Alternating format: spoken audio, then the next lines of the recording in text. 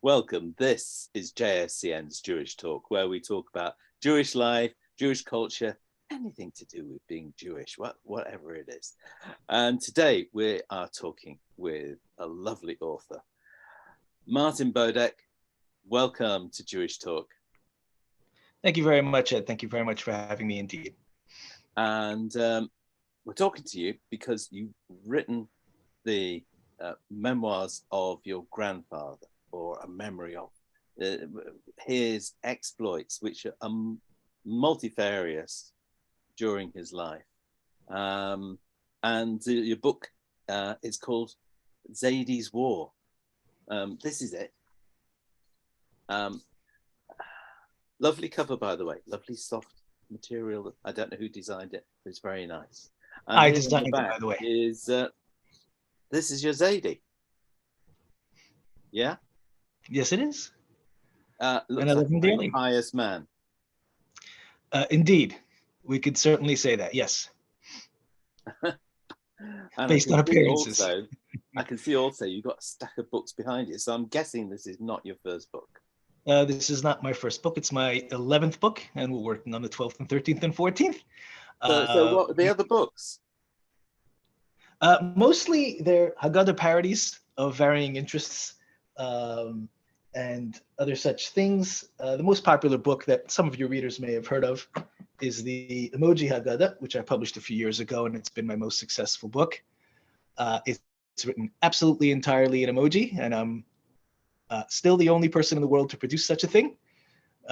Maybe I'll submit to Ripley's, or maybe I will not, but it's still the only one. So that's actually my name. And intrepid readers can work to figure it out, but this is the most popular I've written so far. Okay. So we'll have to check that one out at some point. Or maybe, is it just available via text or on Twitter or on WhatsApp? Oh, everything's available on Amazon. Absolutely. On Amazon. Absolutely fantastic. So let's get back to Zaidys War. Zaidy, your grandfather, where are we talking about?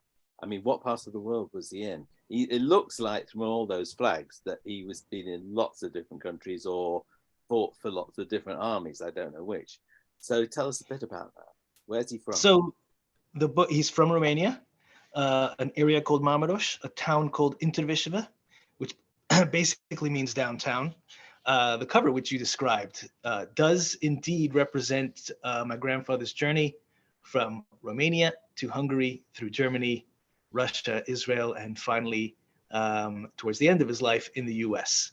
There's much more symbolism involved with this cover. I did design it. I sweated away at this.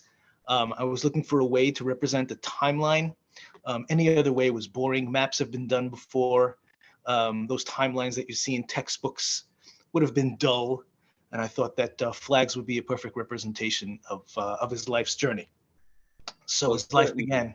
Yeah, certainly your book is not dull. Just opening a few pages, and I'll admit that I haven't read the whole thing cover to cover. I have dipped in and I've read some lovely bits in there. But there's definitely a warmth. It's more like sitting in a room with your Zaidy, chatting away. It's not an academic. It's not dry at all, this book. No, not at all. And the academic dryness you speak of is all in the footnotes. And I saved that for the end for those who want to read it. And that's all my research that I poured into the book. But the book itself is simply the story. And only at periods where I need to explain why Zaidy found himself in certain places in the world, because certain countries annexed other countries, certain countries reneged on certain treaties. That's the footnotes. And there's plenty of them, but the story itself is purely from my grandfather's perspective in the present tense. So I did work hard to put you in the place, and I spent an inordinate amount of time with the editor to make sure I kept the tenses correct by, not accidentally putting it in the past, or the third person or the second person. I placed the person on the ground behind my grandfather's eyes as best as I could. And obviously, through the transcripts of the interviews that are at the end of the book, I framed the book for the reader to know this is a conversation between a grandson and his grandfather, and this is the result the totality of the conversation. Well, the story covers quite a lot of territory, and we're going to get into a little bit of that in a little while. I'm hoping you're going to read a couple of passages for us, but set it up for us. So, has your family been in Romania for hundreds, thousands of years? How long were they there for? So I do think Romanian blood is pretty strong. Obviously, I have some genealogical research to do, but Romania is where we've been for generations, and we didn't range too far. My 10th great-grandfather, through my grandfather, is the Baal Shem Tov himself. Wow. And that's the Ukraine. And I don't think we ranged too far before World War II obviously dispersed everyone. So it's Romanian-centric.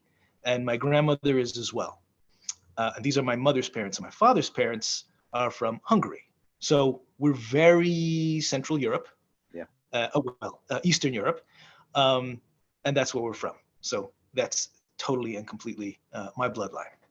And you've got quite a few genealogies there. You're talking about the Baal Shem Tov. The Baal Shem Tov, for those who don't know, just explain. Is the founder of Hasidic Judaism, a mystical sort in the 18th century, and he is the patron saint, as it were, the grandfather, the great grandfather, the sole father of Hasidic Jews, and I emanate from him. And for my cousins, particularly, the genealogical bits that I feature at the end of the book are very, very important to them because they take a lot of pride in things like that.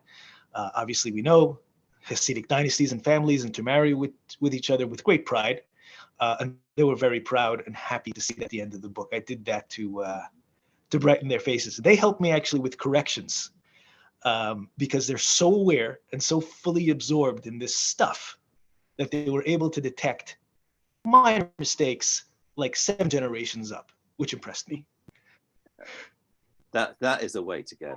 I mean, many of us, especially during COVID, it just grew and grew. People looking back into their antecedents, working out their genealogy, and I'm not immune to that myself. Although I have to say I've been doing it for a few more years, but I can't go back that far. So, your grandfather, as a young man, when really the meat of this story starts, his war. He's 21, and we're in 1939, and he finds himself dragged in. Now then, I mean, is he a conscript? Does he join the army voluntarily? What happened? Well, the cover story does reveal that it's 4 armies. And that is the catchphrase that is supposed to get the reader's attention. And certainly it does, because when I speak in front of crowds, I tell them, how does a person end up serving 4 armies? Usually you get to serve one, and that's the country of your birth or where you move to, and you're drafted or you sign up, and you could be part of 2 armies if you become a lone soldier, which has happened in Israel particularly, and recently very much in the Ukraine. So probably maximum in this lifetime you get to serve 2. How in the world do you get to 4? Yeah. How? So that's part of my grandfather's story. So the first one is simple enough. He was drafted into the Romanian army as just a matter of fact of existence at the time. In 1939, there was a compulsory draft. And as a matter of fact, of the 193 countries on Earth, I looked this up, 108 have mandatory drafts, and the rest do not, which is an interesting thing to know, because we don't have a draft here in the United States, but it works very differently in other places. So in Romania, at the time, there was a obligatory military conscription. However, for Jews, it wasn't quite the military. It was an anti-Semitic regime, as we know. And the Jews of the time were given menial labors, specifically building infrastructure, such as roads, airports, airport projects, and so forth.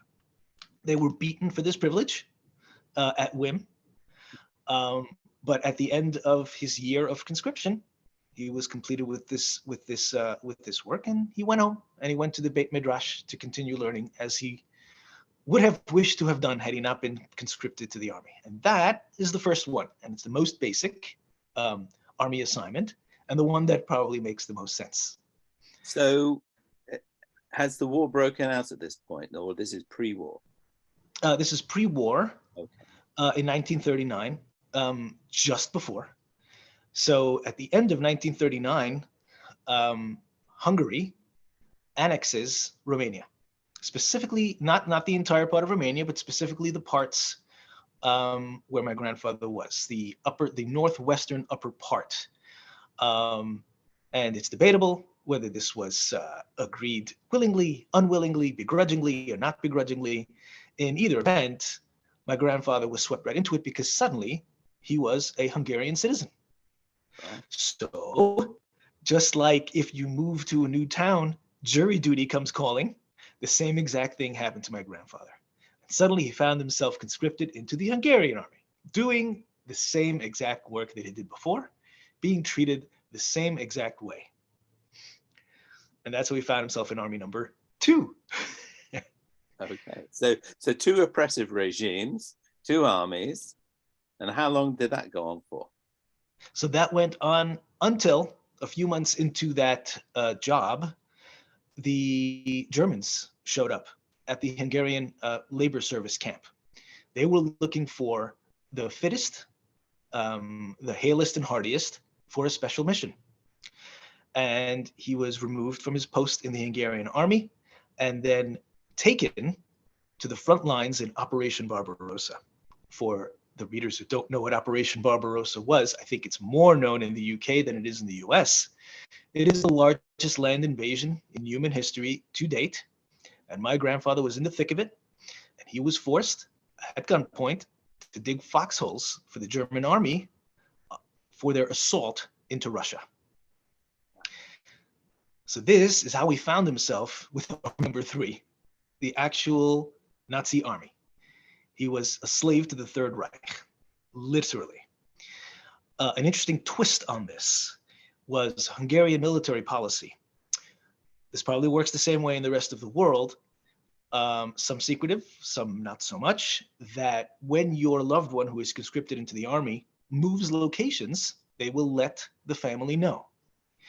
If he was moved to a new location safely and securely, the telegram will say, he has arrived safely.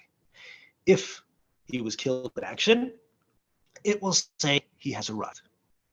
Now, because the Germans had gotten hold of my grandfather, the telegram that went home was that he has arrived, which means in 1940 or 1941, his family thought that he was killed in action.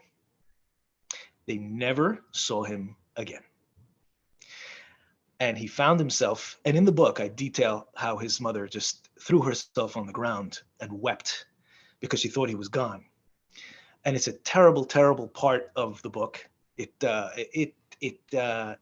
took me to a bad emotional place, just realizing this, imagining myself in that situation, my mother wailing over me, I'm alive and well, but the system thinks I'm dead. It's a particular heartbreak, in the book. In either case, there he is on the front lines with Army number 3 trying to survive Operation Barbarossa. And that's how he found himself with Army number 3. Right. Okay. So how long was he? Now he's cast adrift. He's out there by himself.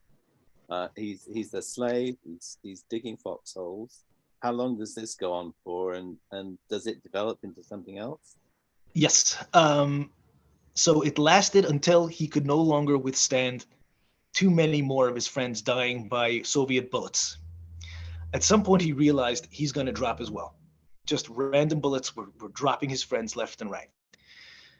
And he decided about 2-3 months into this hellish ordeal to escape. So he teamed up with a Czech fellow. History did not record his name, but he seemed to have been the kind of person that had the same decision-making prowess that my grandfather had, choosing the right moments to make the right decision. It wasn't about always doing the right thing. You had to pick the right time. So one night, the Wach, which is what he called the guards of the German army, were lax in their post. and he took that opportunity to steal away. And he was successful. And he was positioned probably in the southern assault of Russia. There were three columns coming in from Germany. One was the northern, central, and one was southern. And I believe it was the southern assault. He obviously didn't know where he was in time and space, but he did tell me that he kept going back to the same barracks every day to sleep and then come back to the front lines, which meant that he didn't move positions. And it is known in history that the southern column did not move positions because that's where the Russians dug in the fiercest. Right. So through that circumstantial evidence, I think I know pretty much where he was within 100-mile range, which is close enough. So he was in the southern part of this assault against Russia. And he escaped, and he traveled into the countryside and begged for food and begged for lodging. And ate fare that no one else should be eating. He did keep kosher. He subsisted off of mushrooms, spring water, and as he reported to me, stuff that he found inside of a bear scat. And that's what was his major subsistence. And that's how he survived for months at a time. When he wasn't benevolently lodged by a random Russian family. He witnessed people eating stuff like the horses in their farms. Supplies were running low all across Russia at this time. He didn't partake in any of that. He kept like nominally or philosophically kosher, which is kind of a remarkable thing. And as we'll get into it, you'll see that this principle and this philosophy went even further. In any event. Well, let's take a break there. Ooh, okay. Talking about, what he was eating. He came at some point, I think just prior to this, maybe, he came to be working alongside a kosher chef. Yes, that was kind of a miraculous thing. So let me get you to that point. Okay. Because it takes a little bit of storytelling to get there. So at one point that he was foraging in the Russian countryside, he describes that he had his head inside of a garbage can, or as you call it, a rubbish bin, outside of a person's house. And when he picked up his head, once he was done foraging, he found that he was staring down the barrel of a gun. And then when he looked around, he found that he was staring down the barrel of several guns. And behind these guns were members of the Soviet army. They captured him and many people who were doing exactly what he was doing, and they brought him to a military camp of unknown location, but I'm still working on it. The camp was called Angusht, and I believe that it was somewhere in the Black Sea. I don't have firm evidence, but certain things are pointing me in that direction. And his job at this camp was to cut firewood on behalf of the troops and on behalf of the Russian economy itself. So people could warm their houses, and so that the money raised from this sale would be used to fund the rest of the war. After a few months, he was moved from location to a camp called Khrinor.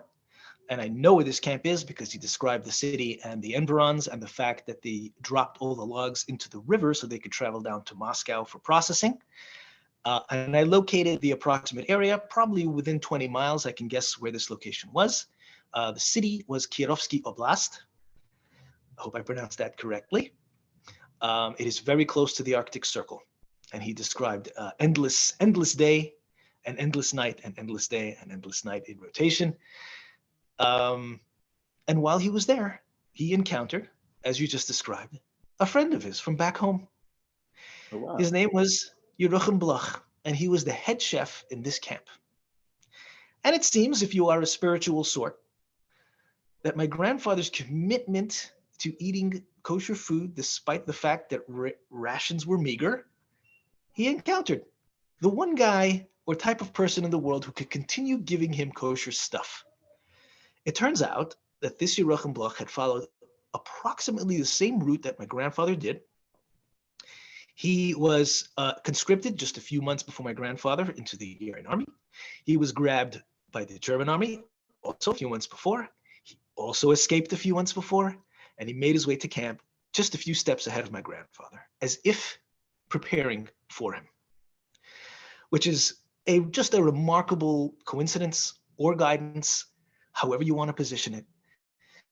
And he wasn't the head chef yet. He wasn't the chef at all, but the head chef of the camp apparently passed away due to his privations. And an announcement went out, hey, who wants to take over this guy's job? So Yerucham was like, this is a good idea for survival. He took over the job, and he managed to figure out how to do it. And he was head chef when my grandfather showed up in this camp. Oh my goodness me, yes. So now then, he's cooking, but he's not cooking very much. I mean, this isn't, like Michelin star food. Obviously, we're in the war, but I mean, it's like nothing food. Correct. So at a certain point, they completely ran out of food because the siege on Moscow had cut off supply lines, including food supply lines. And at a certain point, there really was nothing left to eat except for the bodies of people who are fallen. Well, maybe this is a point to read an extract from the book. I think I can do that for you. Well, we've already set the stage handily, have we not? Yeah.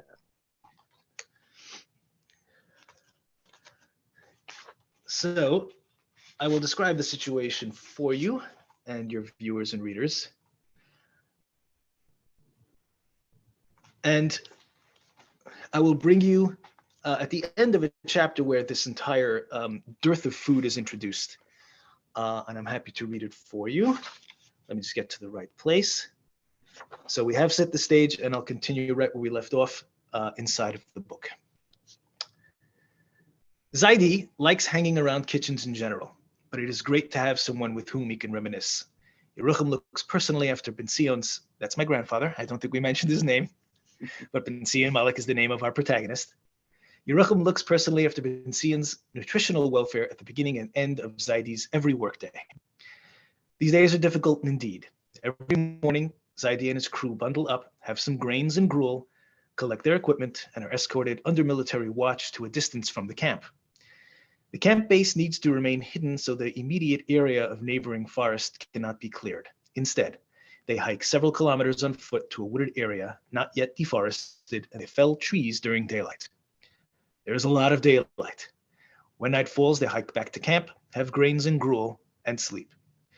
Each new day, the work crew needs to hike just a bit further to the new felling area due to what they have already cleared, and at night they must hike back the same new further distance.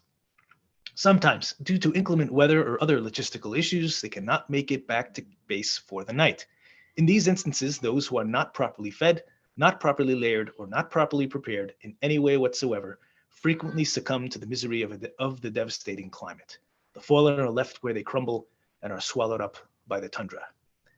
As the war carries on, and as the Germans continue to work to cut off Russian supply lines, resources begin to run low, and available quality food begins to dwindle. At a critical point in the Soviet Union's effort to fend off the encircling Germans, the food supply for the camp runs down to zero. There is nothing for anyone to eat. An army marches on its stomach, it is said, and this army has nothing to march on. What there is in plentiful supply, however, is human bodies. They are impossible to bury in the permafrost, but they are well preserved in this frozen hellscape. The command comes down from the camp administration that, in the interest of survival and until new provisions can be secured, it will be necessary to consume the deceased. The kitchen staff is ordered to make the preparations appropriately and to sustain the camp from this supply until further notice. Zaidy now is faced with a choice: partake of this forbidden fare and live, or refuse it and die. He makes an interesting decision. Wow. I mean, just how do you cashier a human body? I'm sorry, what was the question? I'm saying, how do you make kosher a human body? You can't. You really cannot. There really is no way to do that. But what it's follows... a dilemma. You have a kosher chef, and you can't use him. Yes. But let me say that I don't want to leave too much of a cliffhanger here. but what he decides to do is inspiring and life affirming. Well, I think, you know, the whole book is very life affirming. So he's I mean, maybe we should just let the audience, you know, pick up the book and find out what happens. But yeah, I think dilemmas like that have met many people in history, and not so recent history, as not so distant history as well. So I mean, how old's your father at this point? How long has he been a slave to the Nazis, and how much further has he got to go?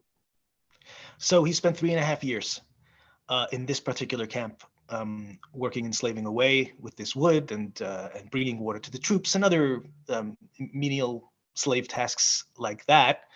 Now we could consider this that he is now in the clutches of Army Number 4, but something very interesting happens that really puts him in his 4th conscription. Besides for running out of food, and they were resupplied at a certain point, they ran out of men and guns. History records this very well.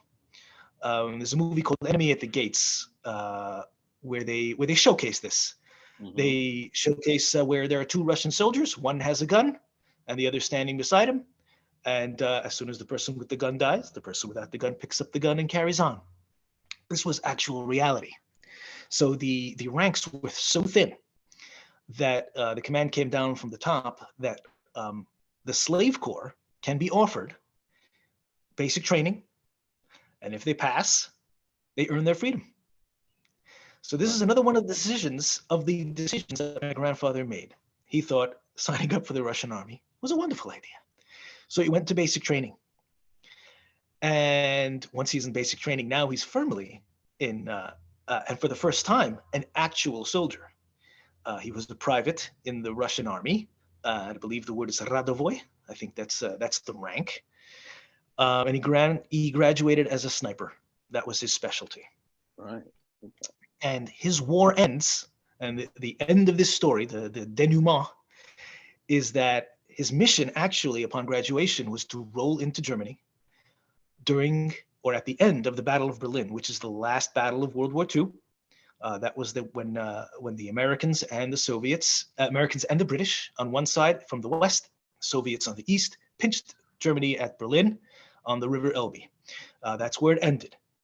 So the assignment for the entire slave corps that graduated along with my grandfather was to roll into Germany and kill Nazis on sight, as many as possible, until Germany surrenders. So on April 30th, Hitler did us all a favor and shot himself in the head. Mm-hmm. 5 days later, they were sent out from their camp, and they convoyed all the way to the border of Germany, where the convoy stopped, and it did not stop at all for 3 days. And the commander, my grandfather called him the Namchalnik. I'm not really sure which language that is, but he said the Namchalnik screamed on his megaphone, "Germany has surrendered." It was May 8th, 1945. So my grandfather said that you cannot imagine the yontif, the holiday that happened, and he doesn't even know where all the vodka came from, but leave it to the Russians to procure it in such a circumstance. But it was over, and he didn't fire a single bullet, and he didn't have to kill anyone. They just turned around and headed right back to the camp. And that's where I end the war, because that really was the end of the war. And that's the middle part of the book. That's where the middle part of the book ends before we move on to the rest of his life and some ordeals that follow. So, I mean, the Russians were terrible because, you know, they took so many people who had ended up on the Russian side, didn't start on the Russian side, but ended up on the Russian side. And they were locked into Russia forever and a day. They went to Siberia. They were kept in places. Well, a lot of people suffered in Russia. I mean, a lot of people died in Russia. You know, there were the casualties in Russia were immense, even for those people who they were looking after. But for those people who weren't looking after, that was even worse. So was this now another dilemma for him? He's in Russia. He's part of all that. He's in the camp. I mean, where is he going to go from there? Exactly. Russia was not offering anyone trips home, No. but they did offer him his freedom. So what does a man do? So Russia wasn't taking part in any Marshall Plan transportation logistics for the people in their care. It just like, okay, you did your job, the war is over, and carry on however you like. Thank you for your service. Bye bye. So what he did was he gathered together 150 of his fellow inmates, or privates and soldiers, however you want to term them at this point, and he set about on a journey home. And it was 1,600 miles home, and he made the trip. Now, how does a person locate something 1,600 miles away? They managed with 150 people. There was enough skill amongst them. And my grandfather was the master forager, so he was the food procurer for everyone. And they journeyed, on a journey of 1,600 miles, and people died along the way, naturally.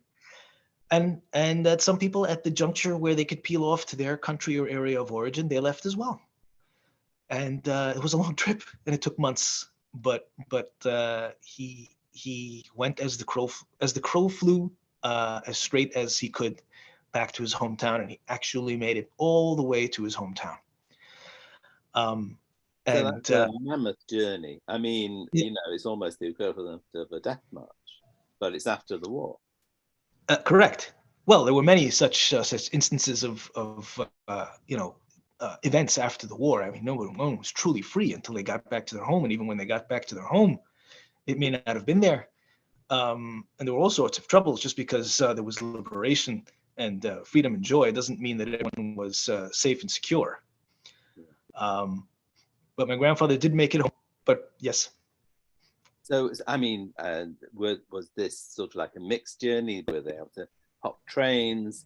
Did they get lifts? Were they walking? How, did they have to cross mountains, rivers? What happened? So, yes, it was totally on foot. There was no assistance from anyone. I didn't even know if they tried, but it was on foot all the way. And they did make it. And there was one event that he describes. The night before he rolled into his hometown. There were 10 men left with him, meaning that he knew these 10 men. These were the last 10 survivors, and they were all from his hometown, and they were all going to make it the next day back to their country and to their towns of origin. And there was great joy, obviously. They were very exhausted, but nightfall had come, and they wanted to save up their energy for the promising day tomorrow after 1,600 miles of hiking. Now, for whatever reason, my grandfather didn't partake in the food collection that evening. Perhaps he was too tired. Perhaps he had fulfilled all his duties for the day. So he was resting. And the rest of his friends gathered together some mushrooms and made soup out of it. And my grandfather noticed that the mushrooms were part of the 80% of mushrooms that are inedible and certainly poisonous. But they weren't listening to him. They trusted him the entire journey, but they were in some sort of state of starvation that they ignored his advice. So they had the soup while my grandfather sat that out. The next morning, he was the only one who woke up.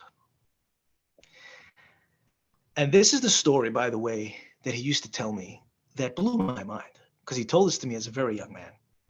And I just couldn't get over the circumstances. Because part of this event meant that once he was in town, he had to notify the families that their 10 loved ones who had just survived the war and hiked 1,600 miles to make it here are up on the mountain ridge, and they didn't make it for the last journey because of a mistake that they made. I can't even imagine. I didn't probe too much on this because I saw that he was in an extreme emotional space. I mean, he had lost his landsmen, his home people, on the very last second, at the 1 yard line of his arrival at home, and he was the last man standing out of a column of 150 men. A lot of what my grandfather tells are big numbers that are dwindled down to very few. So, for example, 119 members of his family went to Auschwitz. He describes our larger family, and 12 came back home. 44,000 were in this military camp. 700 survived at the end. There were 150 of the slave corps / privates, and the rest were the Russian military. And now 150 had dwindled to 10, 10 had dwindled to 1, and my grandfather was the last one. These are real stories. Like, if I should ever merit this becoming a movie, I will make sure that it says this is not based on true events. This is not inspired by true events or real stories. This is a true story from beginning to end, as witnessed and told to me by my grandfather. End of story. There's no reason to make anything up when you have so much truth staring you in the face. Well, I can see that somebody's going to have an emotional roller coaster as they read this story. I mean, I'm taking it that, you know, from hearing his stories as a young boy and living this with part of your life, you know, you've had this emotional impetus which has brought you to put the story down in black and white in this book. Yeah, it's a very, very intriguing story, and people, I'm sure, will really want to read it. But the story goes on. I mean, he goes to becomes a chef in it. Yes. So that's one of the interesting. Take the story to the next step for us. So the next step is probably the most impactful part of the story, and I'll try to stage it for you. So he arrives home, and this is the last part of heartbreak, because the rest from here, life gets better because he takes control of matters. But there's one more piece of heartbreak that has to happen. So he arrives at his house, and he finds that his house is not there. He knows for sure that this is his house. This is his home, and he knew how to locate it. All that's left of his home is 2 walls. And it's very clear that someone or several people had used the remaining 2 walls as a privy, as a latrine. And my grandfather describes how he walked up to realize that this was his father's library, his sacred books. And my grandfather loved his father and revered him. And he had a siddur, a prayer book, always within his hands. It was called the Noam Elimelech, special siddur that his father always held with him in his hands and referenced it and prayed from it and so forth. And he found it filled with human stain, as it were. And he said that his heart broke when he realized that it was so soiled that he couldn't salvage one single paper from it to remember his father. And he said that was when he cried, finally, after 6 years of war and losing everyone, that seeing the destruction of his house, particularly his father's library, more particularly his father's sacred books, he fell apart and he cried. He just cried there, slumped against the wall of his old house. He describes that while sitting there, crying his eyes out, somebody taps him on the shoulder. It is one of his neighbors from back in the day, and her name is Nina. And she says to him, "Ben Zion, you're alive. Your brother Eliezer is alive as well." So she sends a courier. She sends her son to go fetch Eliezer, who had survived Auschwitz and then survived Buchenwald. And I described those chapters in the middle of the book, and they're absolutely awful. And he goes and fetches Eliezer, and Eliezer comes down the street, and my grandfather has not seen anyone in his family in 4 years. And he grabs him, and he describes how he thought he was looking at a ghost. He didn't understand. And my grandfather describes that he grabbed onto Eliezer, and he held him for a half hour, and he cried in the street while traffic went around him. Now, he didn't say this explicitly, but it has to be that at this moment, Eliezer had to reveal to him what happened to his parents and the rest of his family. Because while my grandfather was in a Russian prison, Eliezer and the entire rest of the family were transported to Auschwitz, where they were all killed, except for Eliezer and their sister, Sarah, who died of malnutrition while in Auschwitz. And at this moment, it had to have been at this moment that he had to tell my grandfather what happened, because obviously my grandfather would ask. And this is when he found out. So he loses 10 friends, he comes to a bombed out house, meets his brother, who tells him everyone's gone. And so what do? They rebuild their lives together. From that moment forward, everything looks up. He has accepted that his family's gone, but he has his brother Eliezer, and they have a very close relationship. They dig up my great-grandmother's jewels, which they had buried in the backyard, which Eliezer knew about. One pendant is on my wife's neck today, as we speak. So it was buried in the earth, it was unearthed, and it's alive and well. So remnants survive.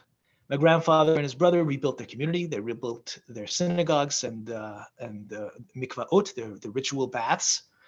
And they gathered all the children of the community together, and they became their rebbeim. And fast forward just a little bit, singles balls were set up to marry people up, because people were lonely in a post-war, in a post-apocalypse setting. So they tried to create matches between people and continue the furtherance and the race and the Masorah, the traditions of the Jewish people.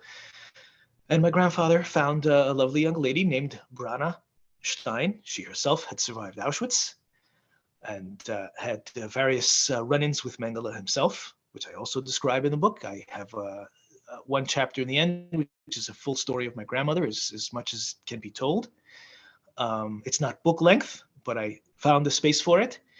And they married, and they had 2 children while they were in Romania. In 1951, Israel worked to empty Romania of its Jews by sending ships. They were the MS Transylvania and the MS Bessarabia. These were the 2 ships that were contracted between Romania and Israel, so that Israel could fill up its country with citizens. So my grandfather was shopping for fruit one day, and he saw a sign that said, join us up. We're trying to fill up the Holy Land. I'm still looking for this poster. It's the most valuable thing in the world that I want to get my hands on. So I've looked through every archive on the planet. No success just yet, no jackpot, but we'll find it. In 1951, they immigrated to Israel altogether. And my mother was born somewhere in the 50s. We won't date her. That would be unkind. And my grandfather continued with his learning that he had began with in Romania. And there's a joyous passage in the book where he finishes the Talmud, where he finishes Shas for the first time. My mother texted me her emotional state when she saw this, and I kept her text to me and her email in exactly the form that she put it. I didn't edit the statement because I wanted to leave it in its pure form. I didn't have to adulterate it or shape it in any way. So he finished Talmud several times while he was there. He worked in an oil factory. In 1969, they emigrated to the United States. And the reason they did so is because in 1967, the Six-Day War scared my grandfather to death. And he wanted no part of further death for his family.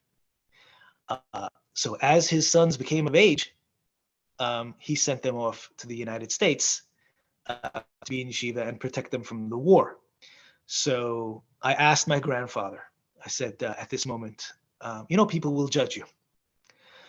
What do you say to people who will ask me when I stand in front of them to explain this about this decision that you made? So my grandfather was very frank, and he said in Yiddish, I've seen enough sacrifices in my life. I can't have any more. So he wasn't going to lose his family. So he sent them to the United States. And then in 1969, he left for the United States with the entire family. And I have a stamp of the passport from Lud Airport. That was a previous name of Ben Gurion. And my grandfather went to work. He found a job in the Mir Yeshiva in Brooklyn, where he got his first chef job, and then was a chef for 40 years.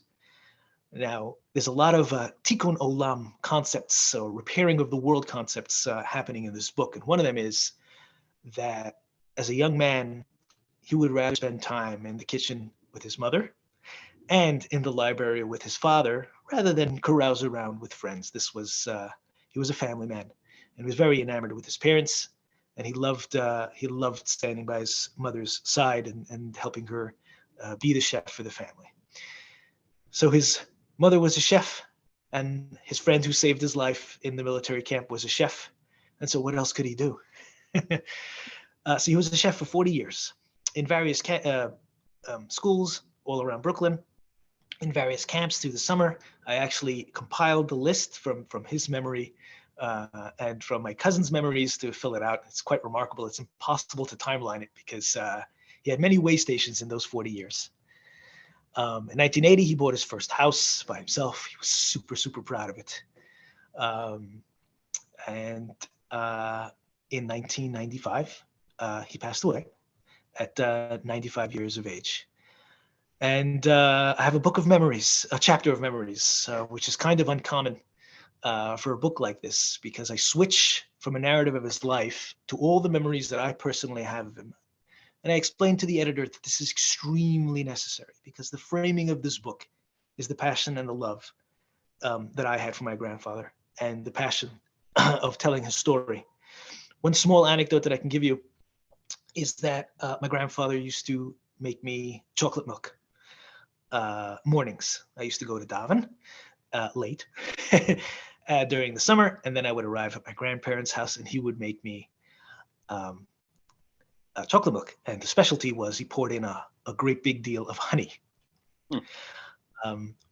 One day my grandfather was not there, and my grandmother took over the duties of making the chocolate milk for me, which was with delicious honey infusion. But he was glad to have surrendered that capability as long as he could make me my toast and Rajinkis mit mandlin. He made a special dish of raisins and nuts that I really love to have. Simple fare, but I'm a simple man.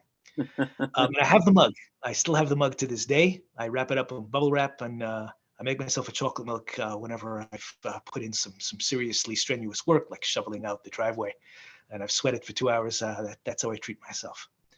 So the chapter is the last chapter of the book is filled with such memories that I have of them. And it's endearing, and it's a nice way to finish.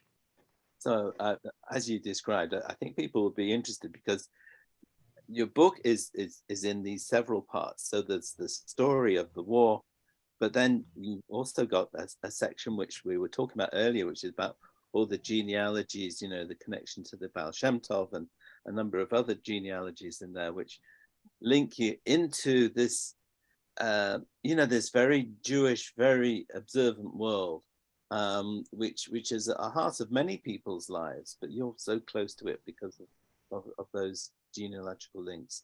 But then you've also got the memories that you spoke about, but you've also got the actual tapes, the transcriptions of when you're talking to your grandfather and various other people who interject. And that it is just such a human thing. When I was reading, skipping through some of those, you know, you can just, it's like you're sitting in the room. And I think that's a great way to end off this talk about your book, Zaidys War. So have you picked out a section that maybe from those tapes that you can read to it? Yes. So there's a section here, which I've curated for your listening pleasure, which shows the interplay between all of us, between my mother and my grandfather. My mother was the facilitator for these conversations, and my research assistant for this job. And we begin with a question that I asked my grandfather about his observance during the war. And the actual answer that he gave me was, what are you talking about? I mean, you saw the picture of him. He looks like an observant man. Yeah. So when I speak, about this in public, people are confused by the fact that he took a break from religion during this war. It makes people's heads spin. They don't understand. And I explained to them that what he relayed to me was that he was busy with the business of survival itself. He did not have a moment to supplicate, to pray, or anything like that, or even know where he was in time and space. He did not know when it was Saturday, when it was Shabbos. He had no clue. It was lost on him. He couldn't. The only principle that he could think to survive with was his principle of sticking to kosher fare, and the rest would have to be survival only. And at the end of the war, he can get back to where he was. So this passage is where we briefly discuss this, and also showcases a little bit of the confusion and the interplay with locating certain things and putting him in a space. So it reads like a script, obviously, because I transcribed this from the 4 videotapes that we made with my grandfather. We stopped recording once he started repeating himself, which was interesting. So we spent a month every Thursday, and when my mother and I realized, I think Zaidy's he went over everything we've discussed. So we're done. Okay, now we have what we have, and we'll transfer it to a book. So I asked my grandfather the question, were you able to keep Shabbos? So Zaidy says, what Shabbos? And he laughs. He laughs at me. And I say, I'm just asking like an innocent person. And he says, we didn't even know what day it was. We didn't know anything. So I say, did you know what Yom Tov it was? Do you know what holiday it was? So at this point, he actually got angry with me. He says, we didn't even know what day it was. We didn't know today was Tuesday. There were no books, no newspapers, nothing. We don't know. We didn't know. Every day you work and you come back exhausted and you plop down in your barracks. You don't know anything. And he just repeated this over and over. Nothing. You don't know a blasted thing. Nothing. So I probed a little further because I was very curious to get the answer to this question of religion. So I say, did you manage Mincha or Marv, the afternoon Jewish prayer or the evening Jewish prayer? So he laughed. He laughed like in a dismissive way. And I said, politely, I'm asking. I don't know. I'm trying not to upset him at this point. I'm just trying to get to the heart of it. So he says, what are you talking about? You don't know, you meaning a person in his position, from anything. So I said, okay. And I didn't press further. At this point, I realized I was pushing a button that he wasn't really comfortable expanding on. But he finished by saying, you don't know anything. We were in a kind of place where the sun shines 17, 18, 20 hours a day. There is no night.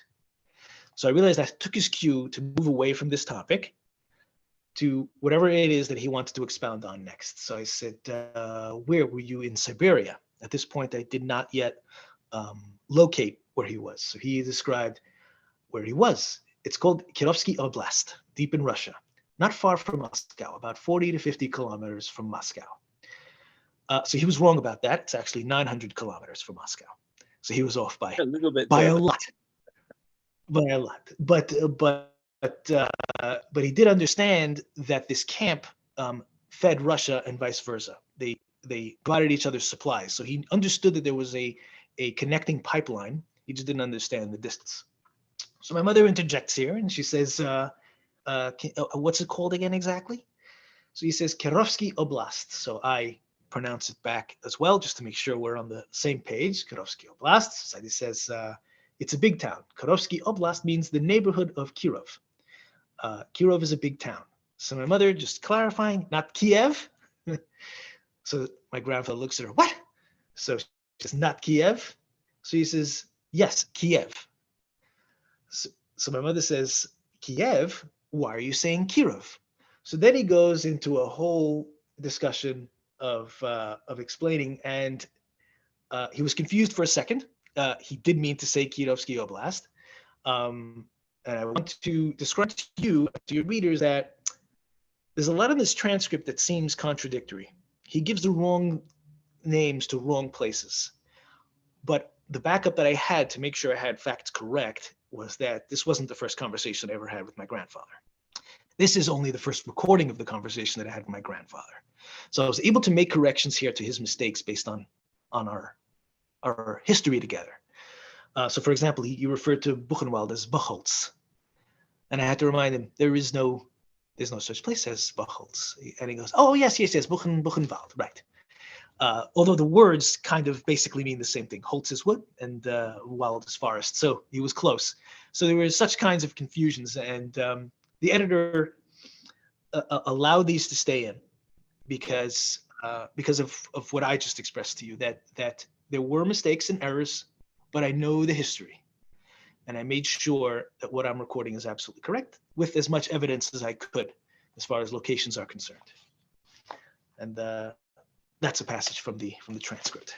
It's wonderful. You preserve his voice and your mother's voice and I guess a lot of other voices in there as well. And having that voice, you know, it's not just a duplication, not a duplication, but you know, you're reproducing a voice that is his voice. It really is his voice. And so your grandfather, Benzion Malik, has gone through this huge saga of his life, and the way you've recorded this is quite amazing. I'm really delighted to have received your book, and really delighted to spoken to you today, Martin. And I can see the joy that you've got in your grandfather's story. It's not just the joy of writing a book, it's the joy that you have in your heart of this story. Just really comes across. And I'm so pleased that you shared it with us today. Where can people get hold of the book? Amazon, and where fine bookstores are sold. In the UK, Blackwell's has all of my books actually, which is a nice little win for me. No, that's a really easy thing for people to do if they want to get hold of this book. There we go, Zaidys War.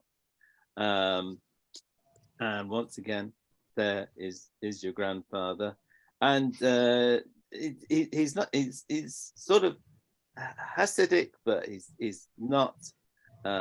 He's just a very observant Jew, and perhaps he didn't look like that when he was 21, but he just kept up a Jewish life and kept going through some very hard times as well. Very inspiring, Martin. Thank you for joining us today, and I can just say, go out and buy and read Zaidys War. Please do. Thank you very much.